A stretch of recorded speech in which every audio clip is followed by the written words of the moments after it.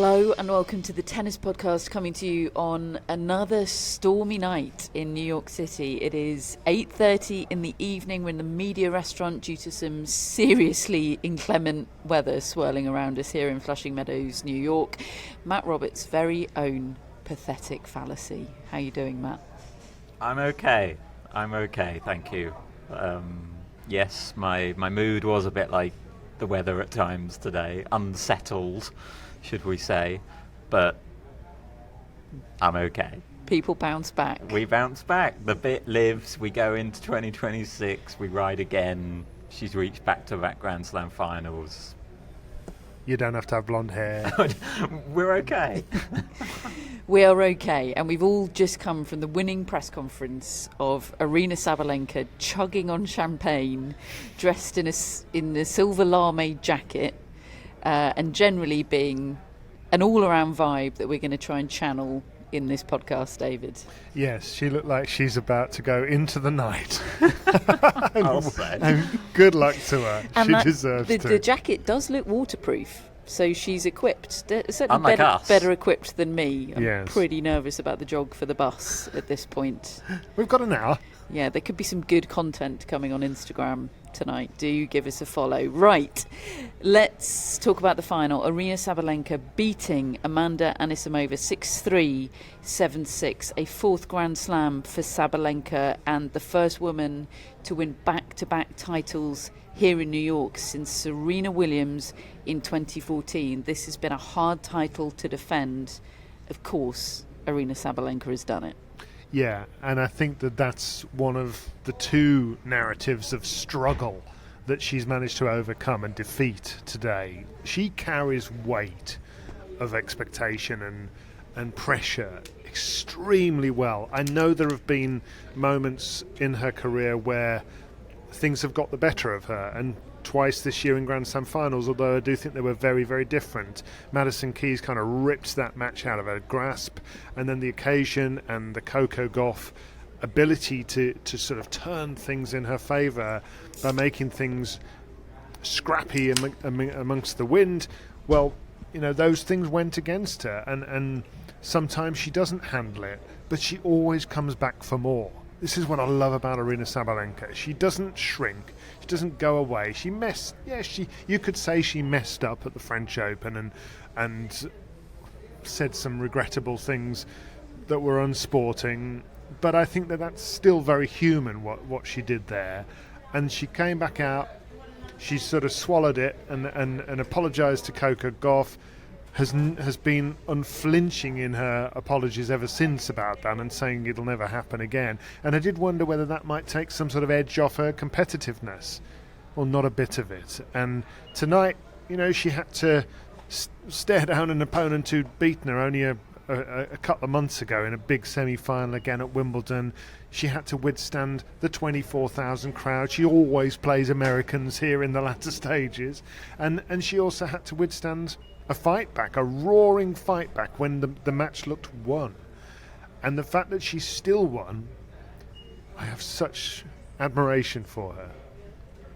Yeah, me too. And look, Hannah on the Barge called her kind of the main character of this Grand Slam season, which I think was a great expression. She's just played so many of the big matches. She's been there, present at so many of the big moments, but hadn't been able to be the one lifting the trophy until today. And it does feel fitting that Aryna Sabalenka ends the 2025 season with a Grand Slam title.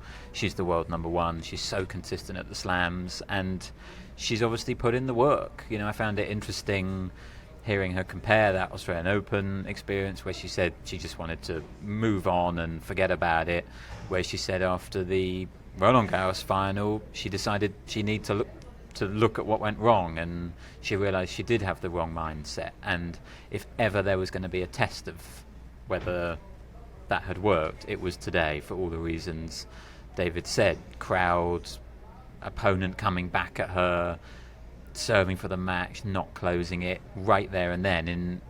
In her own words, I was really close to losing control, but she didn't. She absolutely held it together, and I thought played a really good match actually from start to finish. Just the level was really, really high, and yeah, it feels right in a way that we're talking about Aryna Sabalenka as a Grand Slam champion this season.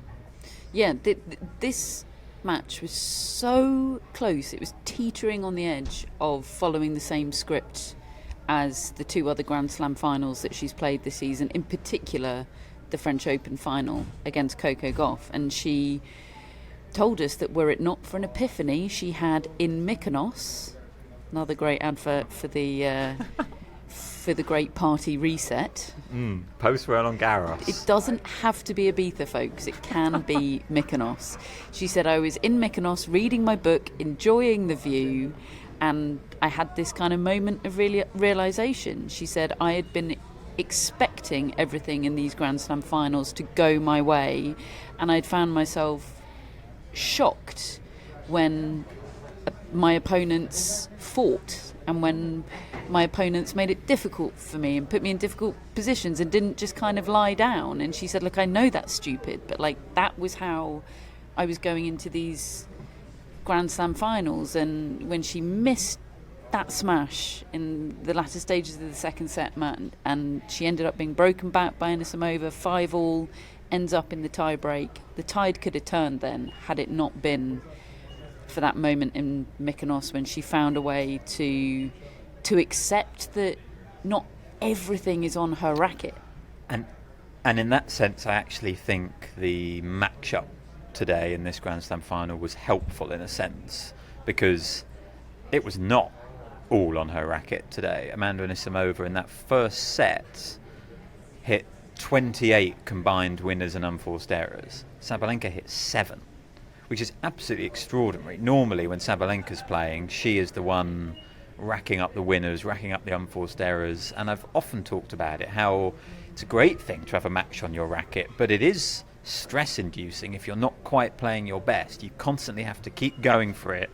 Whereas today in this matchup, I think she sensed that Anisimova at times was hitting those absolutely glorious shots that we know she can, but she was also missing quite a bit, Anisimova, and Sabalenka was contained, she was controlled, she was aggressive when she needed to be, and interesting hearing Anisimova talked about how rushed she still felt, even though she was, kind of the one in control of a lot of the rallies. Sabalenka was still putting her under pressure. So I think it was helpful in that sense from a mindset point of view that everything wasn't on her in this match. And then she also had that extraordinary tiebreak record to fall back on. I talk about it being fitting that she ends this Grand Slam year with a Grand Slam title. Well, how fitting that she does it with a tiebreak, which has been extraordinary. Was it 19 in a row now she's won? She's only lost one tiebreak all season. I think she now holds the standalone record across men and women for most tiebreaks won. It was beating Andy Roddick's record, and he was in the stadium to see that record fall. Like, unbelievable what Sabalenka did. And as Anisimova was coming back at her and had played a very good second set tiebreak herself in the semi-final, Anisimova against Osaka. Okay, we can talk about that tiebreak from an Anisimova perspective, and there were one or two things I'm sure she would want back and could have done differently. But Sabalenka just stepped up, didn't let losing serve when she was serving for it become a big thing, and closed out the match. And yeah, a really impressive mindset performance, because I've always kind of thought that game in full flow is the world number one game. Like, how do you stop it? The power, the movement, the athleticism. She's got everything. Now she's added some variety as well. But there's just been this thing holding her back in some Grand Slam finals. Not all of them, but some of them. Not a moment of that today. She was pretty exceptional, I thought, in this match, as she was in the semi-final as well against Pegula. There was a similar thing in terms of stepping up when it really counted. There was. I mean, look, there were a lot of interesting lines from Amanda Anisimova in her post-match press conference and on the court today, and we'll talk about all of them. But one of them in the press conference, where she was incredibly open, despite being so clearly devastated, more devastated, certainly more obviously devastated than even after the Wimbledon final, which was interesting. But she said, "I wish I'd been more aggressive." today. I'm interested in both your takes on that, because I didn't think, I'm struggling to imagine how she could have been more aggressive, really.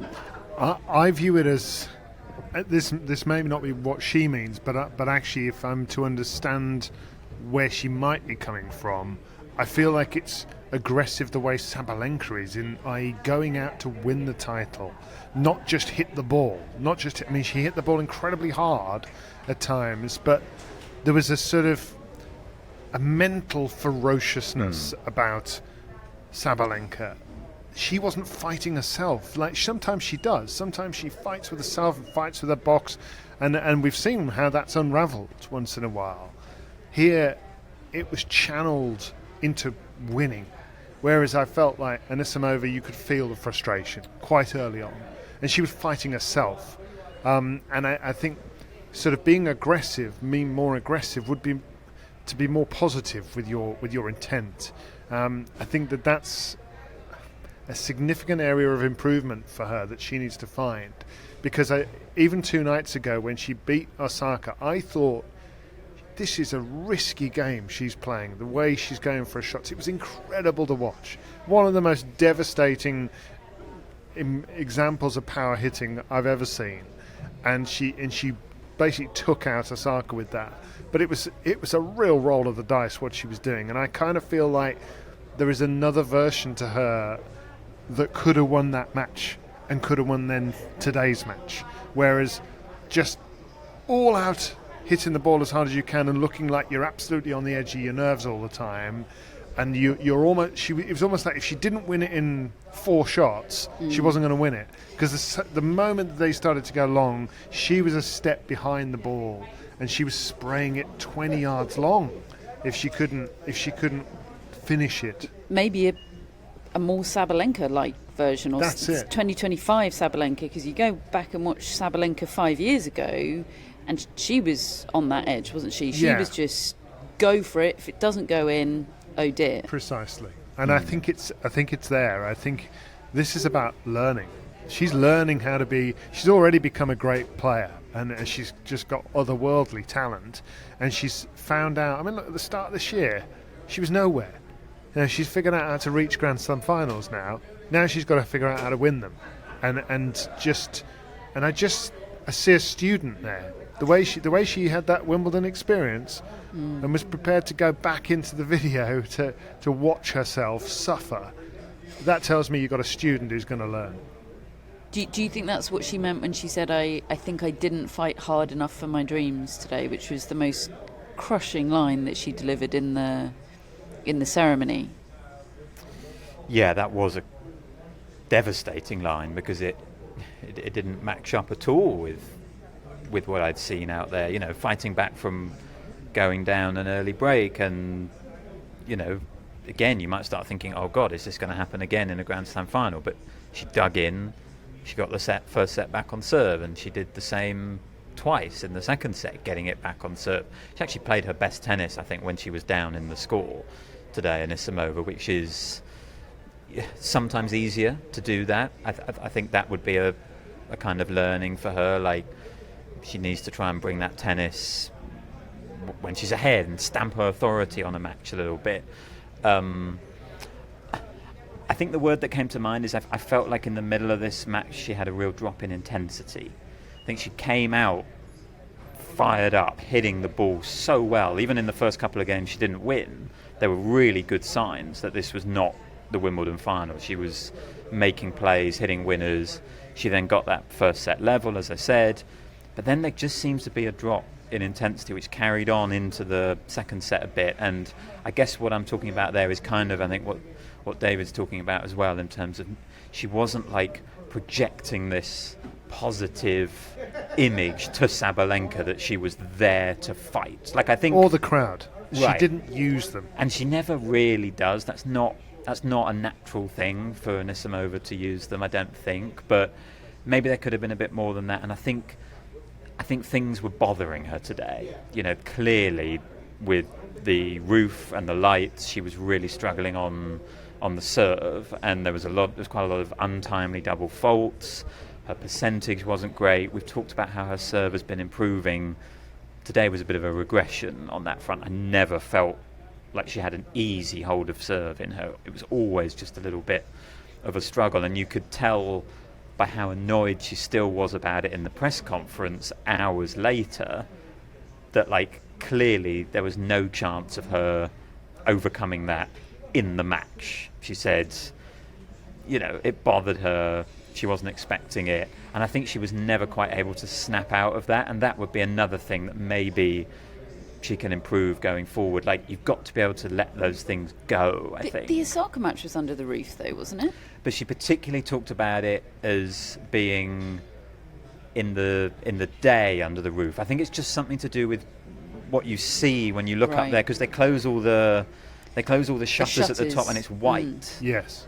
And she's just losing the ball. I think she was just losing the ball, and it's probably something that if she plays out there again, she'll know to expect it. And I think it was the shock factor, wasn't it? I could imagine in future years she might come in early one morning when it's raining and have a go, right? Just to try it out. So I definitely take the sort of aggression point in terms of, I think she was imposing herself on Sabalenka with her tennis, but maybe just not with her body language, and that's my read on it, because tennis wise I thought she was pretty much as aggressive as you can be, the way she was going after the ball. Like, you're not going to be able to dominate every rally against Sabalenka, but she dominated a lot of them. She was asked by Charlie Eccleshare in the press conference, Anisimova, about how she felt physically today after all the tennis she had in her legs. I think that was all of our greatest concerns for Anisimova ahead of this match. And she said, look, I was fine physically, and that's something I'm proud of, and I've been working really hard on, treating Grand Slams as a marathon, like knowing you can't just reach the summit, reach one mini summit and then say yay me, because there's another summit to come. She said it was nerves. She said that kind of what she was disappointed about in herself today was the extent to which she felt nerves. And I didn't get to follow up on my question, but because I'd asked her about that crushing quote that she gave on court, and she started talking about the nerves that she experienced, and I wanted to ask, were they the same as Wimbledon? Because I can imagine that would be disappointing. Like, I don't think you would expect not to feel nerves. I think everybody would feel nerves ahead of a Grand Slam final, no matter how many times you've done it. But I can imagine expecting it to be less, and perhaps being shocked that it wasn't. Finals at Grand Slams are so different to anything else you can experience in tennis, and you know, she's come out here, she's won all these matches to get to this stage, but particularly if you're not the very biggest names, you're playing on smaller courts, there's not all this razzmatazz, you haven't got this focus on just this small window of time that could change your life. It's not easy to do it, and I think most players probably need to have a couple of goes, and I think if there's one thing she kind of didn't fight hard enough for, and I really don't think that that's fair terminology, I think she lost the battle with her own anxiety.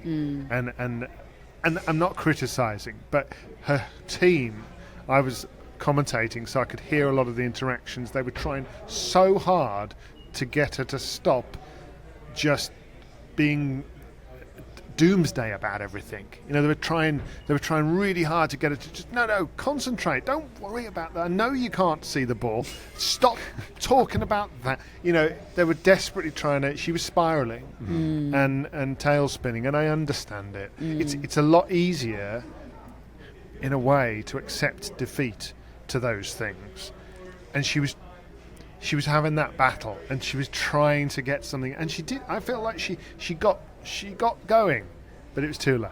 And a US Open final is so goddamn different to a Wimbledon final. Matt and I were up there in the press seats just as the countdown was starting for the players to come onto court, speculating idly about which variety of Grand Slam final we would find more anxiety inducing, the silence of Wimbledon and the lack of you're not even announced onto court. Those doors just open at the back of centre court, and you're walking out. Whereas here, there's a countdown. There's a DJ. There's a DJ. There's somebody playing not the national anthem tonight. It was America the Beautiful. There's a big VT. There's all the nonsense, and like trying to translate the Wimbledon experience into tonight's experience must have felt like sort of trying to translate a foreign language that you don't quite understand. She's going to be so much better for it, though, in the end. Right, she's had the two polar experiences now. She's experienced all ends of the spectrum. So she's going to be fine in Australia, is Well, what we're saying. I think the beauty for her is she's a threat on every surface. Yeah. Her game translates. Yeah. Can I just make a mention of the game that Sabalenka played, I think at 5-6 in that second set? Oh, yes. Which I do believe is one of the best games of the year, because she's just lost 3 in a row. She's 5-3, serving for it at 5-4, loses her serve, 5-6 down. And knowing you've got that tie-break record helps to focus the mind. If I could just get to a tie-break. But still, the crowd's going crazy. You've been made to sit down by Anisimova at 5-6, and you come out and hold. I think that is big time. Yeah, she's badass, isn't she, Aryna Sabalenka? But not in an impenetrable way, in a feels the fear and does it anyway way. Yeah, exactly. She lets you know exactly what she's feeling at any one time. She's this tournament. She's given us all manner of incredible gifts that I've saved on my phone. Like she lets you know. And then she says, "Bring it on anyway." Yeah. Yeah. Which is pretty incredible. So it's her 4th slam. They're all on hard courts. What now for Aryna Sabalenka? And we've had this conversation before, because when she's won hard court titles at slams before, it's felt like, okay, well, the next thing to do is trying to win the French Open and trying to win Wimbledon. And look, she was extremely close to winning the French Open this year. If you'd said to her, "You'll beat Iga Swiatek," she'd probably thought, well, I'll have a French Open. Yeah. I'll have a French Open. Great, I'll book my celebratory dinner now. And Wimbledon, she got beaten by Anisimova. So I still think that's it, right? Like, obviously, she's going to keep being a threat at these hardcore majors. But if she, to fully take her into a whole new category of player, I think it's still about doing it on the other surfaces. And I think she's capable. I've always thought she's going to win Wimbledon because of, frankly, the game that she has. I just think should suit. think there's going to be a time when she just There's such a all comes together there.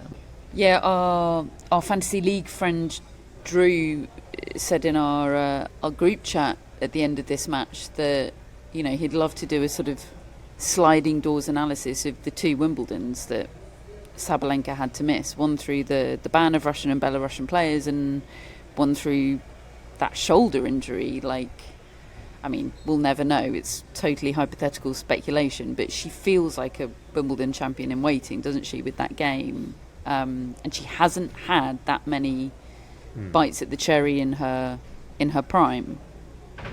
And hearing the way she's talking, she's still producing 2.0, 3.0, 4.0 versions of herself all the time. The way she talked about how she worked with a psychologist for a long time and she got a lot from that, and she thinks that's a really positive thing that she would recommend. But then she also said that it got to the point where she realised she was using that psychologist as a shield for accountability. She said, I was expecting her to fix me, which is, I think, a very common psychologist therapy kind of pitfall. But for her to realise that and realise, right, okay, I'm gonna take what I've done with that psychologist, but take accountability for myself. Very impressive, and you can see the fruits of it. From on the court to off the court with the Coco Gauff hoo-ha in Paris. Like, she does own stuff. Yeah, she does. Yeah, I got a lot of time for her. I think she doesn't want to leave anything on the table at all. I don't think she's one of those athletes that's never going to be satisfied until she realizes, okay, I just don't have it anymore one day. Well, did you see the quotes from an interview she did ahead of the US Open about seeing herself taking a maternity break during her playing career? She said, I want to have a long playing career, but I don't want to wait necessarily until retirement to have children. So I do wonder if there's sort of even though she's still, was she 27? Yep. There is a sense of urgency about her, isn't there? And Yeah. I wonder if that's a kind of, part of the strategy. And I think she is aware that this is her prime, and I think that's why this year has been bittersweet, really, because she feels like she should probably have 3 of these things right now. And it was a lovely moment seeing her fall to her knees the way she did. The weight of it all suddenly came out. What she'd been trying to hold up, the sort of the psychological element of just having missed out twice, having kind of become public enemy number 1 after the French Open, and had to really look inwardly at that, and then rebuild her sort of hope and game, and get to this point again, and withstand it all, and then it all just came crashing out in emotion at that moment. But I think that not every year might be like this. She might not play as well as this and win 2 of them or 3 of them. I think she was a little bit unfortunate to not actually end up with more, given how dominant she's been, how consistent she's been. So, maybe the best is still to come. I certainly think the fact that she hasn't won it on clay and grass yet means that her appetite is going to be all the more intense in the future. On Anisimova, because full disclosure, after the Wimbledon run, I was so prepared to ride the wave with you both about this is just the start. She's going to reach more finals. She is going to win one. And I was very persuaded by your confidence in that and went with it. I'm not sure I really felt it in my gut, but I do now. I really do. How do you two feel about Amanda Anisimova's Grand Slam winning prospects now? Fitness permitting, I'd be amazed if she didn't win a Grand Slam title.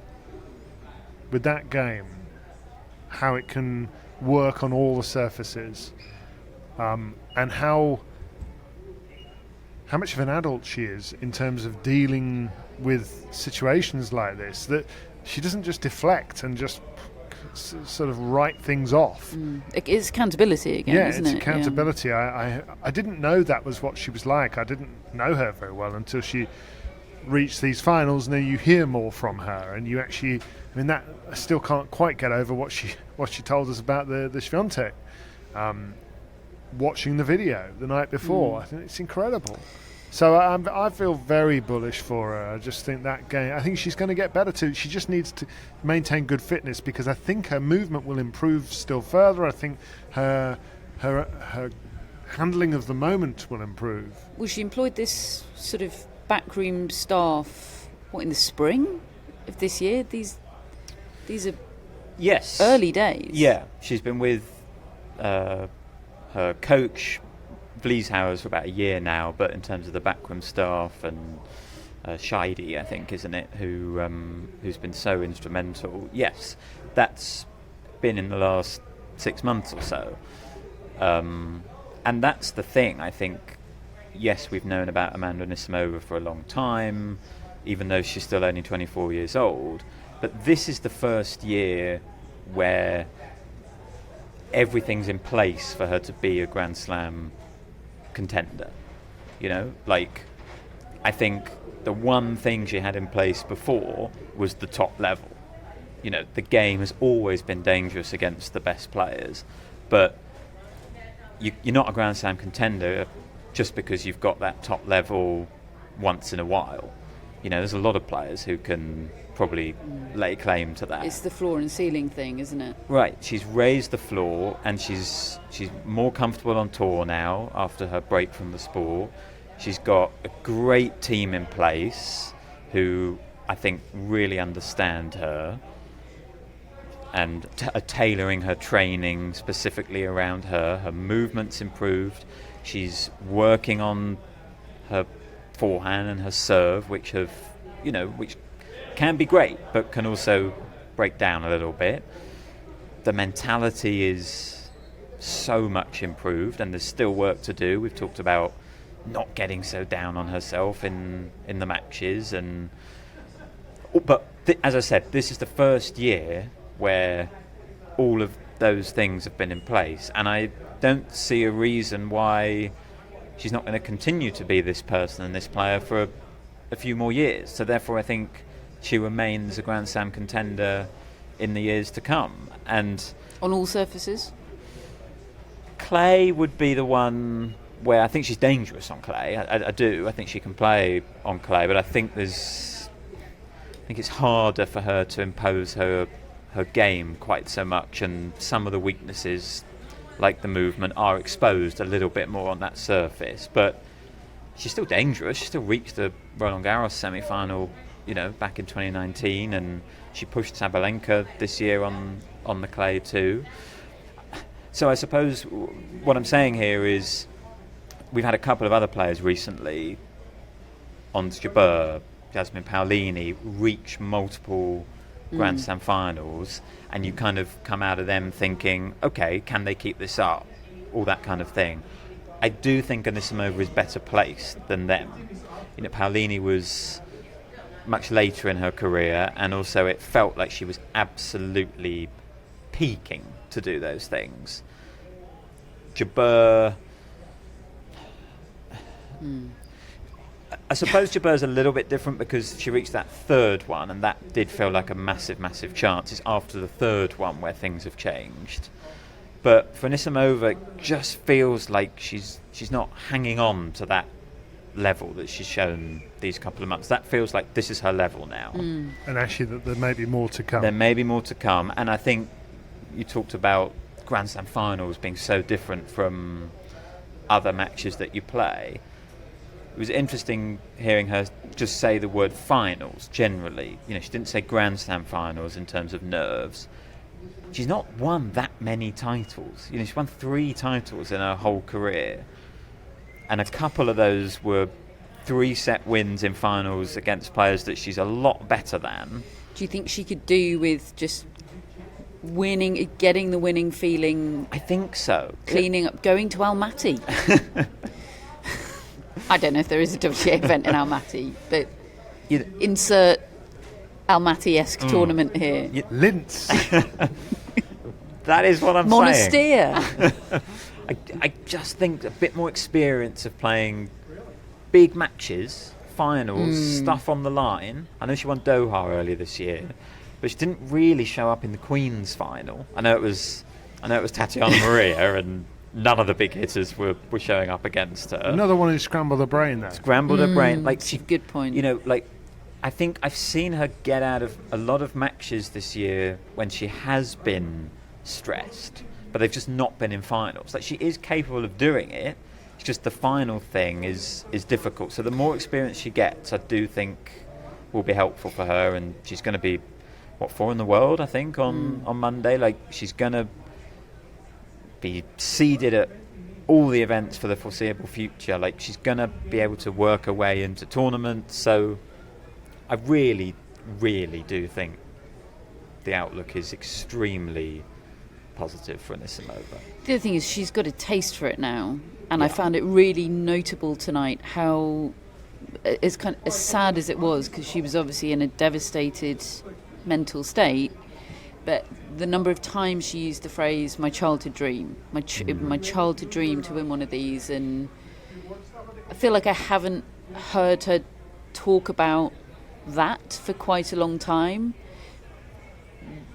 and I feel like it was a real admission to us and to herself of how much she wants this, because I do think there was a period there, very understandably, it coincided with a terrible period in her personal life, her father dying, experiencing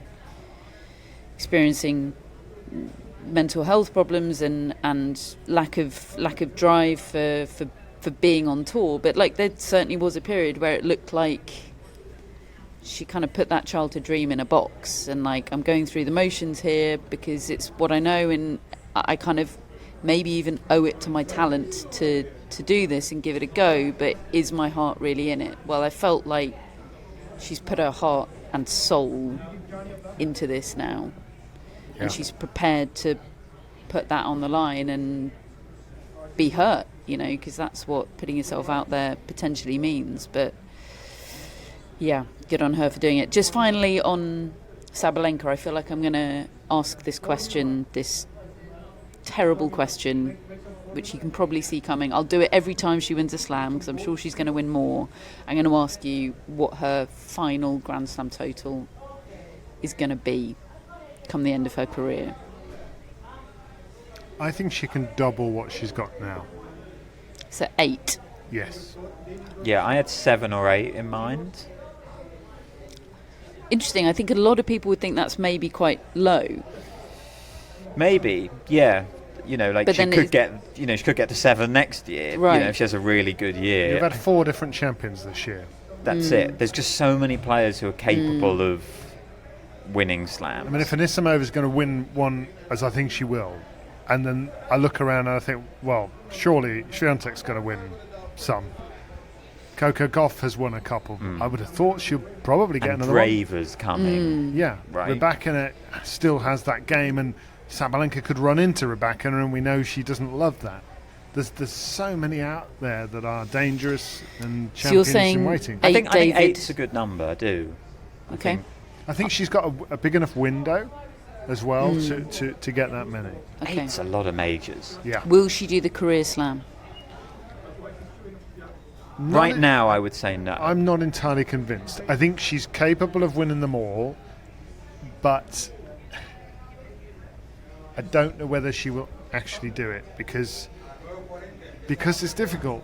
It's bloody difficult. Will there be a better opportunity than the one she had at the French this year, I guess, is the big I certainly think question. she'll win one of those two.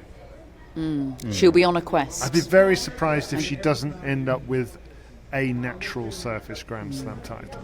I do love a quest for a career slam.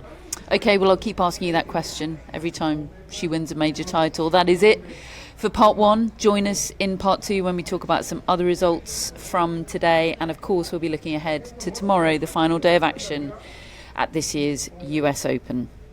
Just before we do that, though, we want to tell you about the Billie Jean King Cup Finals by Gamebridge, which are just around the corner. 8 of the best teams on the planet will face off in Shenzhen, China, between the 16th and the 21st of September, with major champions representing their countries in the knockout stages of the Women's World Cup of Tennis. You've got, looking to defend their title, Team Italy, led, of course, by Jasmine Paolini. Sara Errani will be there again, getting the band back together. Oh, excellent. They take on hosts China in the opening tie. Other big names include Naomi Osaka heading up Team Japan, Madison Keys for the USA. They're all competing for the cup alongside Spain, Ukraine, Great Britain and Kazakhstan. We will bring you 4 podcasts during the event, including 2 live streams on the Tennis Podcast YouTube channel. Do like and subscribe, folks. So join us on Monday the 15th of September for the first of those to get pumped for the finals. Head to the Billie Jean King Cup website at billiejeankingcup.com for details on how to stream the action, and follow the Billie Jean King Cup's channels on social media for exclusive behind-the-scenes access throughout the week.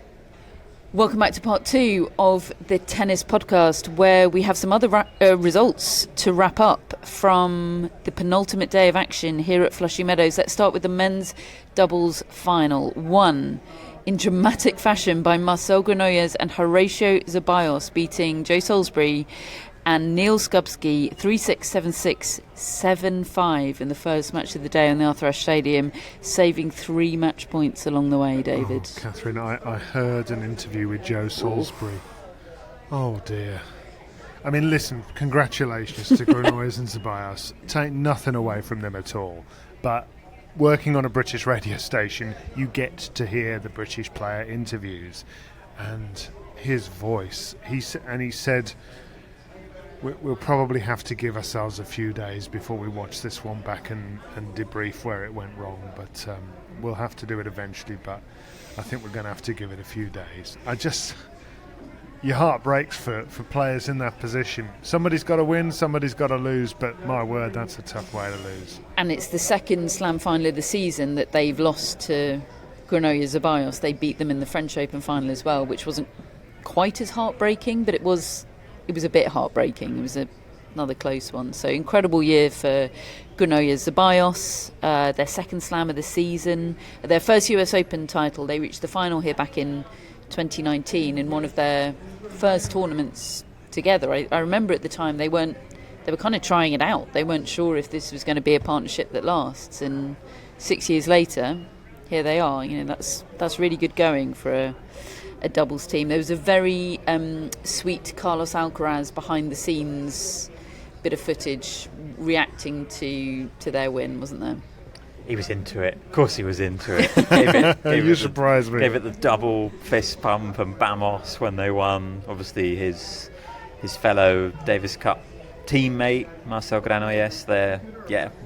I love tennis players watching tennis. It always delivers. And Alcaraz watching tennis, of course, delivers. It's such under-ploughed turf. Oh, massively. In a sport, in a world that is desperately seeking content and content ideas all the time, tennis players watching tennis is just such an easy win. Feed it into my veins. Speaking of which, Taketo Oda beat Gustav Fernandez 6-2, 3-6, 7-6, another crazy dramatic match to win the men's wheelchair singles title, completing the Golden Slam at the age of 19. Of course he did. It must be so tough and demoralising for all other men's wheelchair tennis players right now to just be looking at this guy that feels pretty unbeatable in a sport where you can have tremendous longevity if you want it. Like, if he stays motivated, it's pretty mind-boggling to think what he might be able to achieve, and he looks pretty damn motivated. Yeah, he's got natural charisma. He already has an awesome game, and 19. I mean, it's just extraordinary. And look, he's probably going to start to go away from the others as well. I mean, at the moment, he's still having these battles like against Fernandez. He's often having 3-set battles with Alfie Hewitt, but they're giving away so many years to him. He's going to get better, and they're going to get older. It's just the way of the world. But, yeah, what a star. And this match is like number one on my list of I need to go back and watch it. We didn't see it, but I know that he saved 4 championship points, I think, towards the end, came back. Hannah was watching it, said it was absolutely incredible, like maybe one of the matches of the tournament. So, yeah, it's absolutely, we will need to rewatch this one. Yeah, in our defence, we were petting Matt Futterman's dog at the time. We were. Ziggy and Bagels. Oh, what a dog. What a bagel. In the women's wheelchair singles final, Yui Kamiji continues her career resurgence. She beat Xiaohui Li.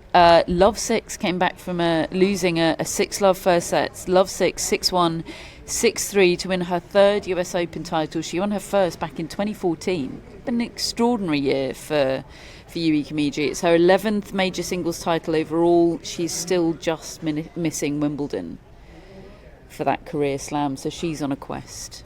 And she was involved in the coin toss for the women's singles final this evening, which was lovely. Slightly less lovely, or slightly less well timed, was the presentation they did of Taketo Oda and Niels Vink. Niels Vink having won the quad wheelchair singles final, beating countryman Sam Schroeder 6-1, 7-5 in the final. They presented Taketo Oda and Niels Vink to the crowd on the Arthur Ashe Stadium. Lovely. Lovely thing to do. They did it at the change of ends at 4-3 in the first set of the women's singles final. It's just not the time, is it? It was absolutely insane. Did that hold things up? No? No, but because it was so rushed and weird, like there was literally a countdown on them. You have a countdown on the change of ends. Like it was... Right, off you go now. Maybe they've listened too hard to me saying there isn't time in the day to do everything. So they're like, okay, we'll do it all at the same time then. We're going to slot But things this- into every sit-down. I know I sound like Goldilocks, but this was not the solution. This was not it. But congratulations to Niels Vink, his third Grand Slam of the season, 7th major singles title overall, and his second US Open.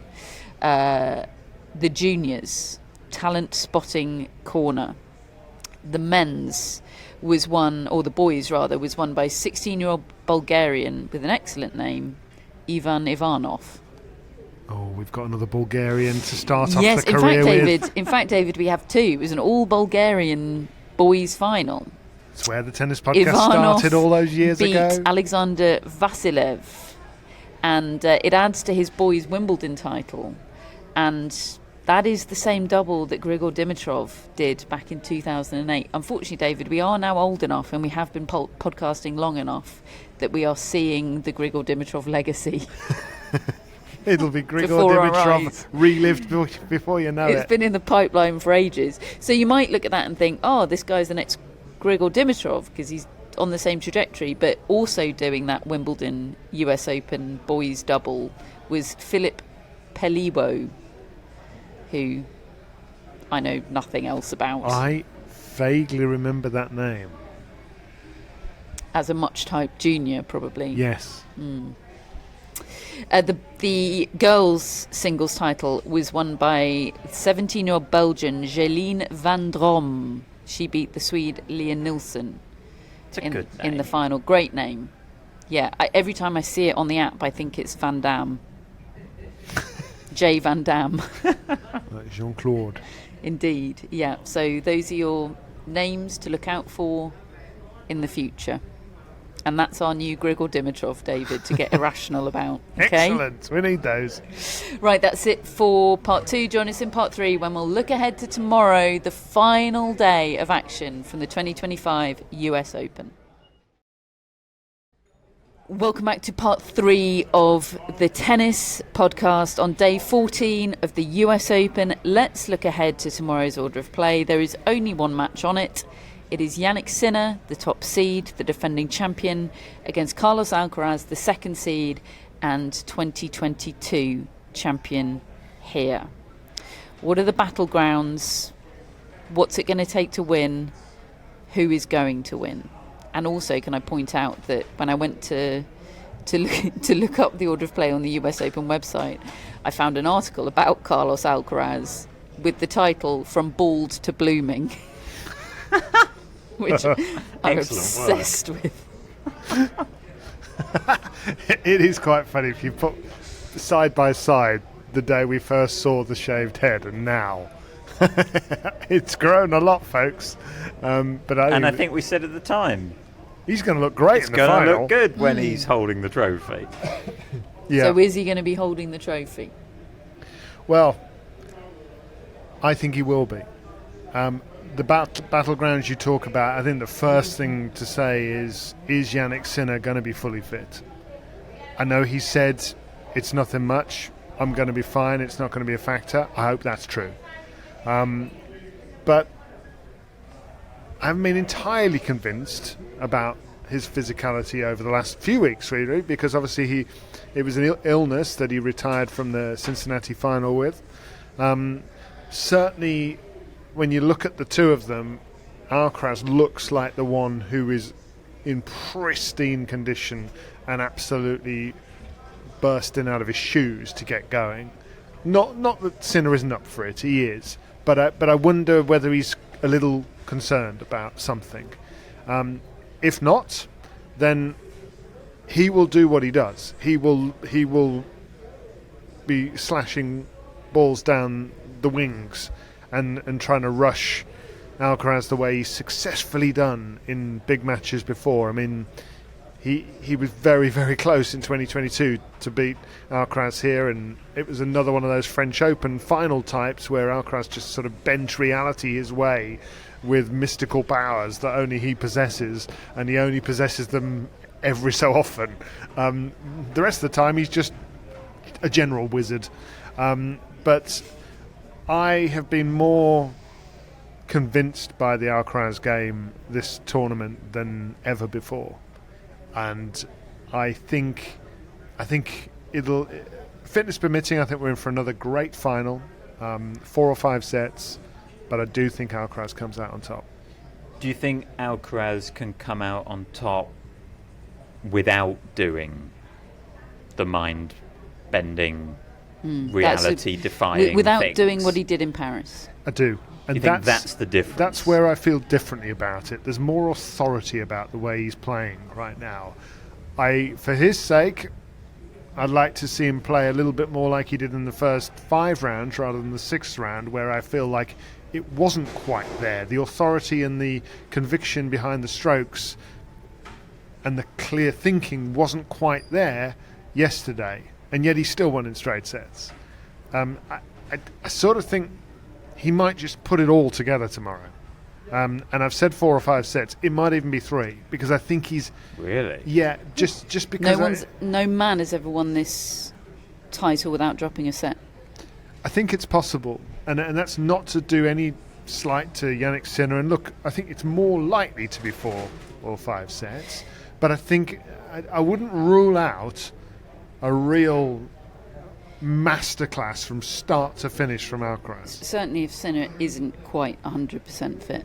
Yeah, even, I mean, I know he was ill, but even just the first game or so when he played him in Cincinnati, and some people might say, well, that's not, you can't even consider that, but just something about, it's more about Alcaraz, it's not about Sinner, it's about what I'm looking at with Alcaraz. It's fascinating. I think I've been very convinced by Alcaraz as well. I do feel like I've shifted to thinking that Alcaraz is going to win tomorrow.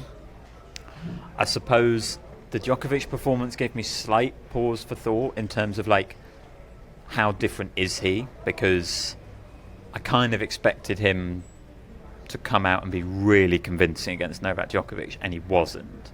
So to suddenly expect him to come out and outplay Jannik Sinner on a hard court,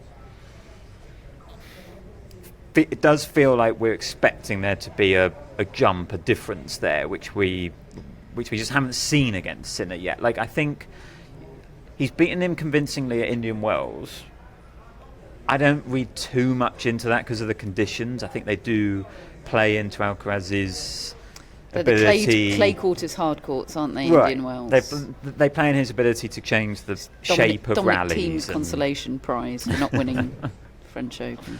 But I just think some of the wins, like a lot of the big wins that Alcaraz has had against Sinner, he has had to pull rabbits out of the hat. Like that Beijing one last year, he just went nuclear in the tie-break. That was wild, wasn't it? Roland Garros this year, he did something ridiculous. Rome was a bit different to me because Sinner, first tournament back. I don't read too much into that one. US Open here, all those years ago, saved a match point, came up with some dazzling stuff. I just think he needs that magic against Jannik Sinner, and he has produced it a lot. My feeling is maybe this is the time where he can just like outplay him and be really convincing, but I just don't know if there's that much evidence to suggest that is going to happen. Jannik Sinner is so good, is capable of rushing Alcaraz. We saw what happened in the Wimbledon final when his serve was working for Sinner, and that is a big battleground, I think. We talk about battlegrounds. I think he's only been up above 60% first serves in once, all tournaments, Sinner. Whereas Alcaraz has only been below 60% once. So that, to me, if I had to pick a battleground, I would come back to the serve, because I think they can both do dazzling things to each other off the ground. And I'm leaning Alcaraz because of the serve. I think Sinner might not have a great serving day again. I think there's something up with that shot right now, and I think Alcaraz can take advantage. But if Sinner does find the serve, I think Alcaraz is going to have to come up with the magic. Okay, from bald to battlegrounds, is that anything? It is now. Okay, I will come back to you both for final predictions. Can we have yours? In just a moment. You'll get them at the end, All right, David. fine. You'll get it at the end. Mine is that no better headline will be written than From Bald to Blooming. The other thing to mention about tomorrow's men's singles final is that President Trump will be attending. As reported by multiple outlets today, he will be a guest in the Rolex suite tomorrow, and that obviously comes with a lot of security implications. I think provisions have already been made. Bulletproof glass is being put into that suite, we understand. There are an awful lot of implications for anyone that's going to be in the vicinity tomorrow, including us. It also comes with implications for anyone involved in covering or broadcasting tomorrow's men's singles final. According to a leaked memo from the USTA that was first reported in Ben Rothenberg's Substack Bounces, the memo that went out to all rights holders read thus, quote, "The president will be shown on the world feed and the Arthur Ashe court feed during the opening anthem ceremony. We ask all broadcasters to refrain from showcasing any disruptions or reactions in response to the president's attendance in any capacity, including electronic news gathering coverage." Now, New York is a blue Democrat state. It voted Democrat at the most recent election. There is a good deal, I think it's fair to say, of anti-Trump sentiment here, and it's safe to say that the expectation is that there will be boos and jeers and negative reaction when the president is presented to the crowd. There was significant negative reaction the last time he attended the US Open in 2015 when he was a candidate for president. It's expected that he will be shown on the coverage and the big screen within the stadium just once during the final, and that will be during the national anthem prior to the match, at which point there is usually a fly past, a military fly past. Now those are the anthem and fly past, those are two pretty noisy events. So joining those two dots, there is a pretty clear effort here to quieten the anticipated negative reaction to the president. The USTA spokesperson Brendan McIntyre did tell The Athletic, quote, "We regularly ask our broadcasters to refrain from showcasing off-court disruptions." So that's what will be happening tomorrow while the land of the free and the home of the brave is being sung out in the Arthur Ashe Stadium. We will be there in the stadium, and we will be able to report on the events of the match, whatever happens. Now, in terms of what is going to happen, let's end with some last predictions. Matt Roberts. I will go Alcaraz in 5. 5. David. I will go Alcaraz in 4. I'm going to go Alcaraz in 4.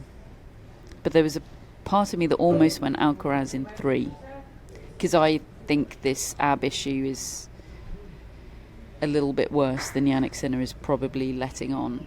I don't think it's going to be an uncompetitive match. I don't think he's going to be a shadow of himself or anything. But I think the gap between these two is so narrow that any level of compromise is enough to significantly swing the pendulum. He didn't practice outside today. Like, there may well have been a practice somewhere else away from the public eye, but there wasn't a public practice like Alcaraz had today. I know that Simone and his team spoke on it and did the same thing that Jannik Sinner did and talked it down and said he had some discomfort, but that it's gone away, it's nothing serious, he's calm. But yes, like that that is certainly an element going into this final. I just hope. I don't know. I always get a bit of a real excitement, a real tingle whenever Sinner and Alcaraz meet, especially in a big match. I have an anxiety about tomorrow, just generally, with everything you've just said there about Trump. Like, it could be a weird, uncomfortable day. Yep. And it is taking away from the match. Yeah.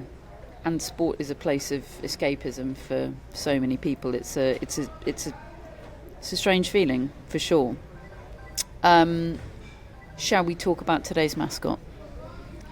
Looking at that face, I think we should, yeah. Yeah, and this is perfect because Luna, today's mascot, very closely resembles Ziggy. I was thinking. And Ziggy is good dog. We like Ziggy. And I bet we would like Luna. Owned by Holmes and Maria Finch. Luna is a 7-year-old Havanese, which is what Ziggy is, who lives with Holmes and Maria and her dog sister Maggie in Muncie, Indiana. I really hope I'm pronouncing that right. I think you've nailed it. Thank you.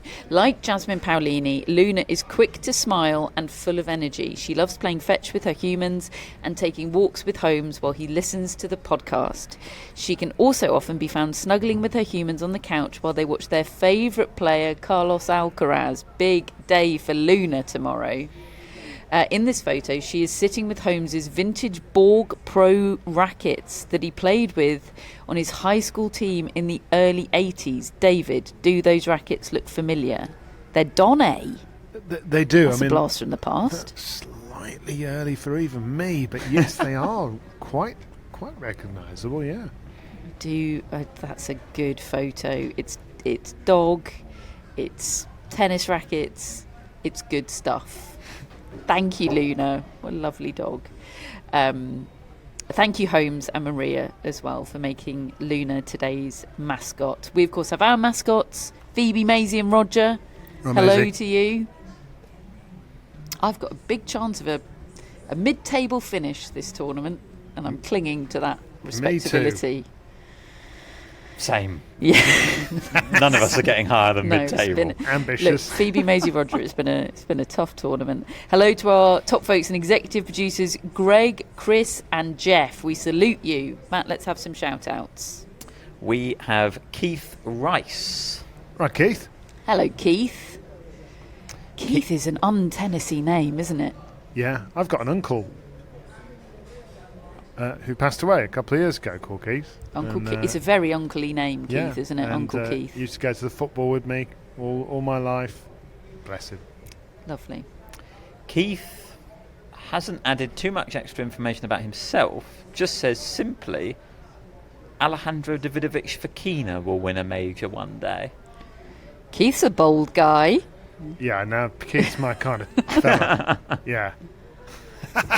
It's not grounded in reality, but it gets people talking. I wonder if this could become a fun shout-out subsection, Avenue. Just pick your weird winner. Drop your random bold prediction, and we will. I do not hate that. I think I will enjoy that. Keith, who thinks Alejandro Davidovich Fokina is winning a major one day. Love it, Keith. Thank you. We've also got Diana Spadafora. Yes, I know Diana. Diana is in our predictions competition this tournament. Probably kicking my ass. Diana is from Canada. And Diana says, I've never seen live tennis before, but I have a special retirement savings account set up for this exact purpose. I love that. That is a superb idea, Diana. I met what is retirement for, if not that? Exactly. I met a tennis podcast listener today who has done the Calendar Fan Slam this year. That is wild, isn't it? A lovely chat. That is, well, I mean, Diana might be on for the same thing when for she it, Diana. retires. And by extension, shout out to the newsletter predictions group chat. Always a good vibe during these slams, and this one's been very, very fun. Lovely stuff. Thank you, Diana. And very, very engaged with our content on Instagram a lot. I appreciate that. Oh, good. Thanks, Diana. And speaking of engages with our content, we have Mark Hillman. Mark. Didn't you see Mark this week? I did. I saw Mark and I saw his son, Trenna. Oh. Right, Mark. Which was lovely. Trenna Mark has two sons, I think. Emmett as well, who's now at university. So Trenna is his US Open companion now. And Mark says he'd like to dedicate this shout out to his wife Abigail, who is not only the biggest Bruce Springsteen fan other than Matt, but she graciously supports my watching, playing and attending tennis events worldwide. She knows it's my happy place. Aw, how nice is that? Sorry, Abigail, about the Springsteen no-show today. We did do our best. Yeah. I have just learnt from a Springsteen podcast I listened to that he was at a Born to Run 50th anniversary symposium by the Bruce Springsteen archives today. So what you're saying is, had he been available, he would have been come, here, definitely. and it would have made the difference. Pathetic excuse. Yeah, that's what we're taking from that. Okay, that's lovely. A shout out dedication is a lovely, lovely thing, and Mark has been a staunch supporter of ours for a long time. We're very grateful. So Mark, Keith, and Diana. Like Schneider. Absolutely. Very good. And Mark like Hilton. Philippoussis. Both And tennis marks. We decided there are no tennis Keiths, didn't we? I just don't think. Can't I think just of any now. don't. Yeah. But Alejandro Davidovic winning a major. Who needs tennis Keiths when he got that prediction? Thank you all ever so much for your support of the Tennis Podcast. If you'd like to become a friend, the link is in our show notes. It gets you access to all of our bonus episodes, including the archive of bonus episodes. There's so much stuff on there. We'll be doing a US Open review show following this slam, so it'll help you get through the post-Grand Slam blues. We'll be doing that in the coming days. We do monthly live shows on YouTube for Friends of the Tennis Podcast. We do 8 annual editions of Tennis Relived that Matt puts his heart and soul into, as well as the Wimbledon Library and the treasure trove of information that Matt has at his fingertips there. It gets you ad-free listening, and it gets you access to the barge, which has been a joyful place this tournament. So that's what you get with being a friend of the Tennis Podcast. We'll pop the link in our show notes. Folks, there is one more day to go of the US Open 2025. Let's get what counts for us as an incredibly early night, and let's be at our best for tomorrow. Thanks for listening. We'll speak to you then.